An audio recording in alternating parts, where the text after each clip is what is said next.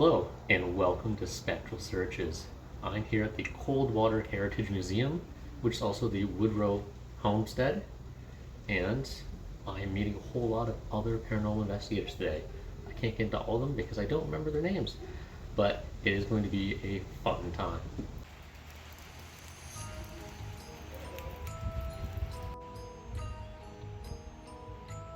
Okay, well, I've clearly found the most horrifying room in the whole place here. This is the playhouse. I seem to have found a slaughterhouse. The Coldwater Museum, or Woodrow Homestead, is one of the oldest surviving pioneer homes in the area. The original log cabin portion was built in 1835 by Archibald Woodrow, a Scottish immigrant, with his wife Catherine. The homestead began as a one-room log cabin. The Woodrows eventually raised 10 children there, while farming the surrounding area in what was then early Upper Canada's wilderness. As the family grew, a much larger two-story log addition was added to the front of the house in 1864. The property sat along an old stagecoach route, now called Woodrow Road, and over time became an important local heritage site. Today, this site is a museum and includes additional relocated heritage buildings, antique collections, blacksmith and print shops, barns, and displays focused on rural Ontario life from roughly 1830 to 1950. The homestead is also fairly well known locally for paranormal stories and investigations, which the museum openly references as part of the site's long history.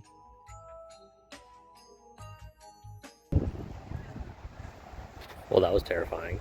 I thought that was a person. Okay, so I'm going to be doing things a little bit differently this time because there's way too many people here. So rather than going and trying to investigate every one of these buildings, I think that I'm just going to investigate the main building is what I'm hoping for, to actually do like a proper documented investigation, see how they do both their own things, and kind of just use this as a learning experience rather than like a true full investigation. But it's definitely a cool place, definitely old, a lot of history, so yeah.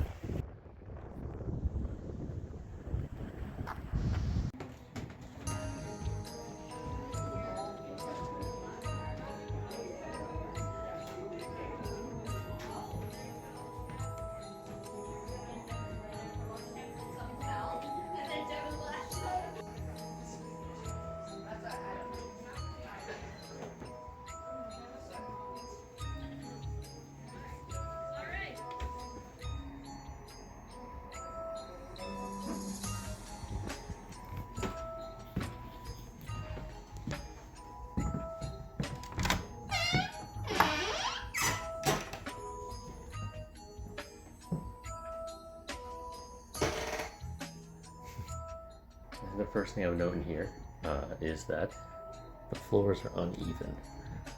So when walking through this room, everything does feel off. You're kind of slanted downward, and with the ceilings also being slanted, it doesn't really help. So that could be a contributing factor to uneasiness.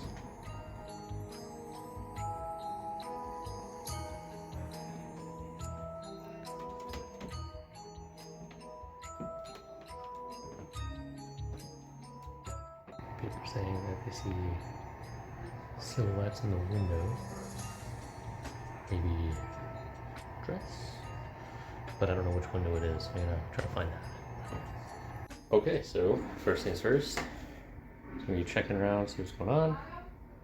See it over here, there's definitely some EMF going.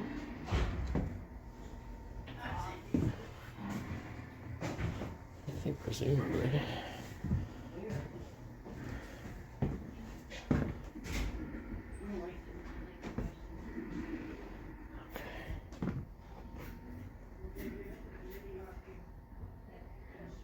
Actually is a little bit.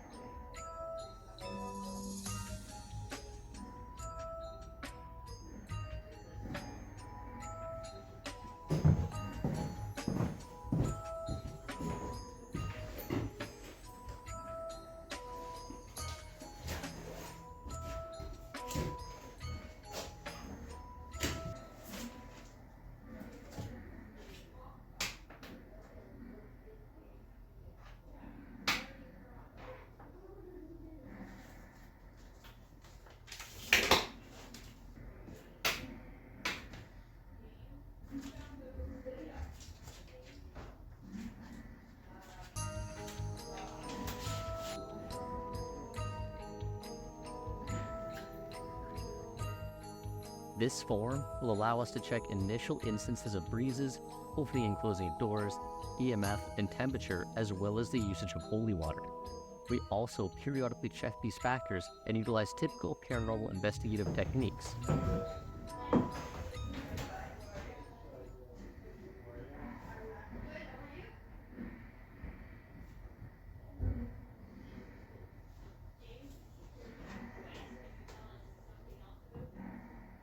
Okay, I'm going to move this cat ball because it is going off way too much and inefficiently.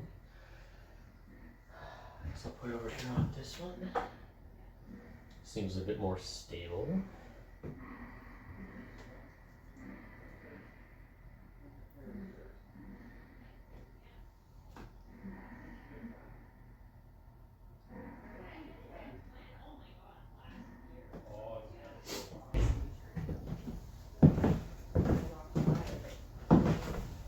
Okay, if there's anybody here, can you please make this light move from green to yellow or orange?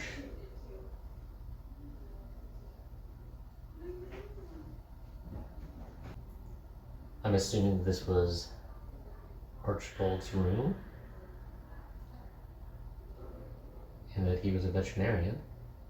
I work in a histology lab, so the use of the microscope over here is very relevant to the pathology work that I do. So I thought maybe we could talk a bit about the sciences, histology, biology, veterinary practices, whatever you want. If there's someone here, can you please make that green dot move?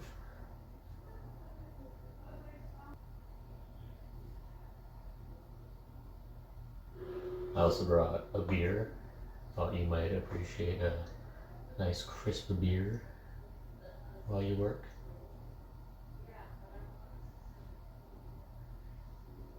I'm going to assume that if this EMF goes up, it means that you want to talk about the sciences and histology.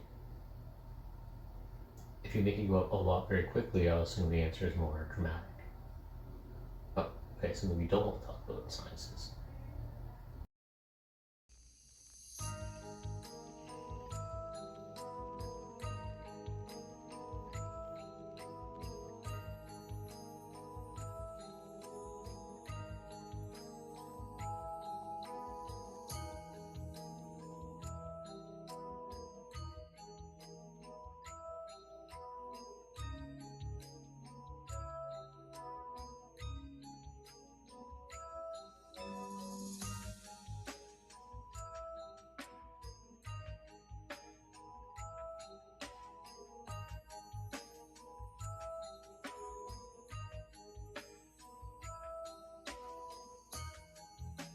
Despite reaching out to various spirits that are known to be a part of the family and speaking on various topics, the EMF values did not correlate with an intelligent conversation.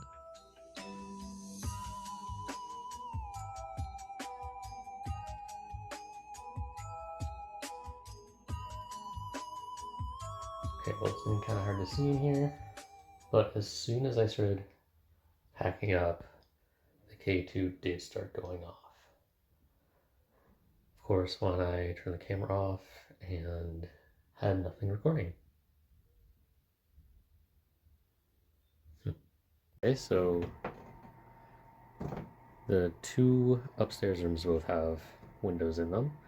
And I was told that there is an apparition that is in one of the windows, so I'm going to check this other room now. I spent a fair amount of time in the other side, so here's checking this one.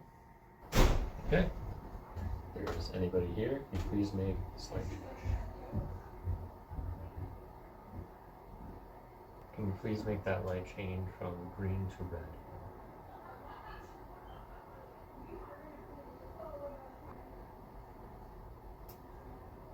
Did Catherine sleep in this room? Is there anything here that would like to communicate? Make this green light turn to yellow or red.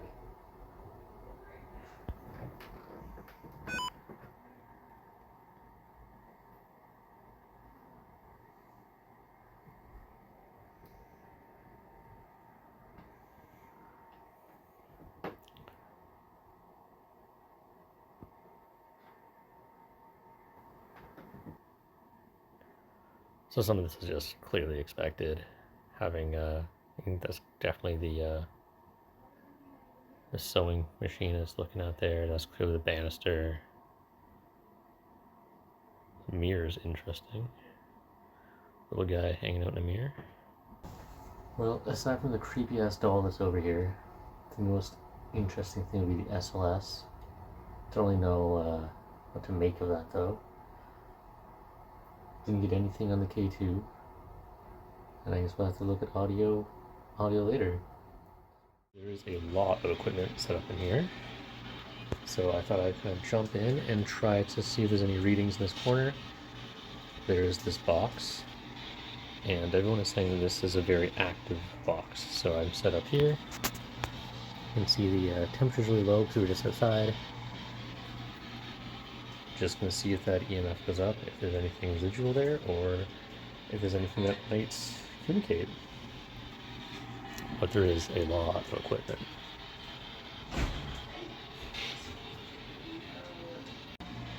It really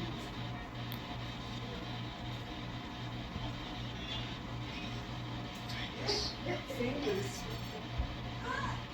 Good. Are you gonna talk to me?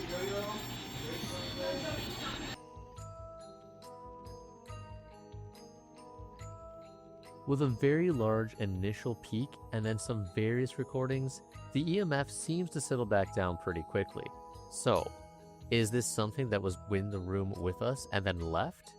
Or maybe this was just all the different equipment together and then there was some sort of spike due to the proximity.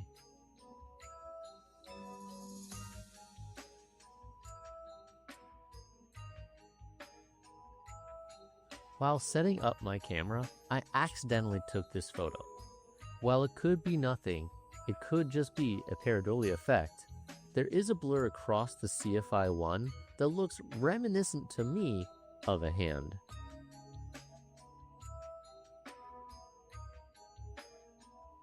I decided to finish my investigation of the Woodrow home with a complete screening through the thermal camera. But between the mannequins, the hanging dresses, natural cold spots in the walls and windows, and mirrors that reflect back the IR, there really was nothing unusual or unexpected in the footage.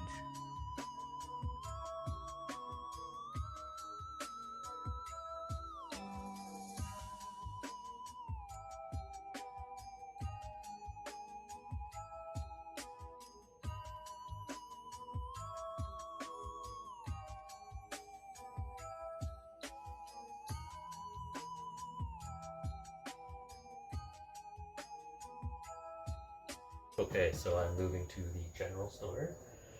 Everyone's saying that they're getting a lot of results in here.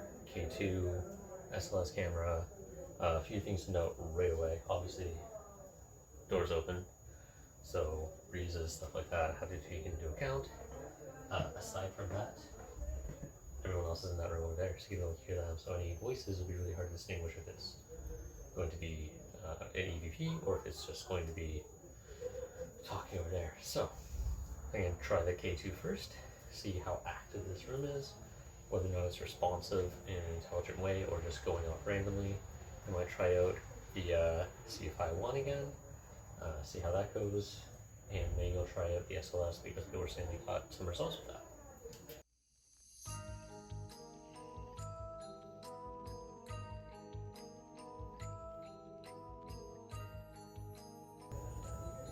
Is there anybody here?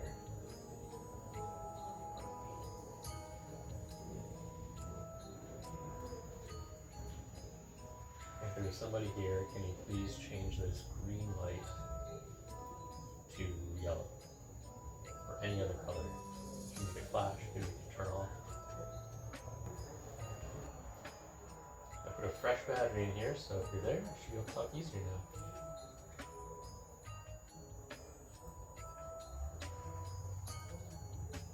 Can you make this green light flicker?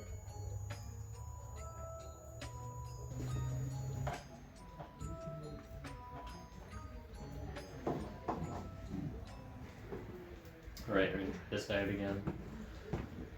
For everyone at home, I did test this I did test this to make sure the battery pack doesn't set off, and it doesn't.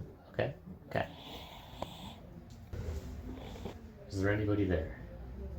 Make the EMF go up to 100 if there's someone there. I'll give you some time. Please make the EMF. It's right in here. Make that go to 100. Please.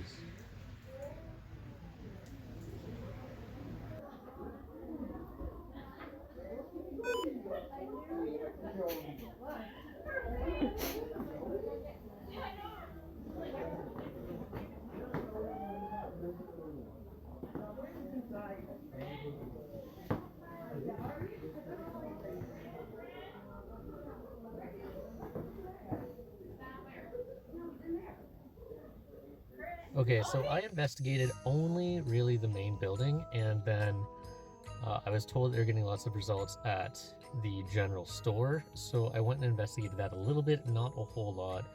I didn't really get anything at the general store. I didn't really get that much in the main building either, but everyone else has been getting a lot of results. So I don't know if this comes down to like skepticism, belief, the energy you put out versus the energy that's coming back for you.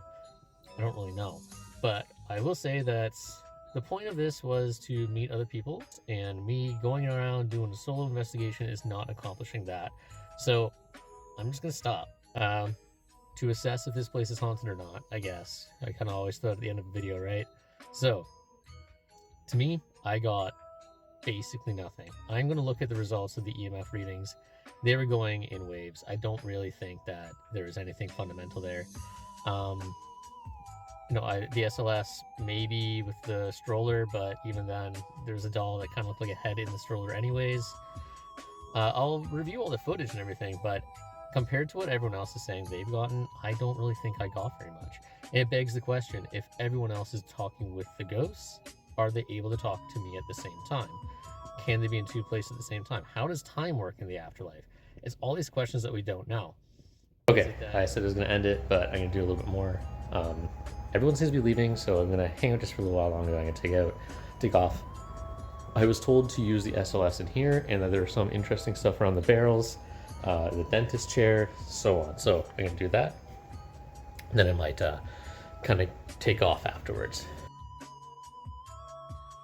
While the SLS camera seems to be detecting a number of humanoid shapes, the objects in the room seem to be what is triggering my camera. So I can't say what others saw on their SLS cameras, but I think that I can account for everything that my camera is pulling together here.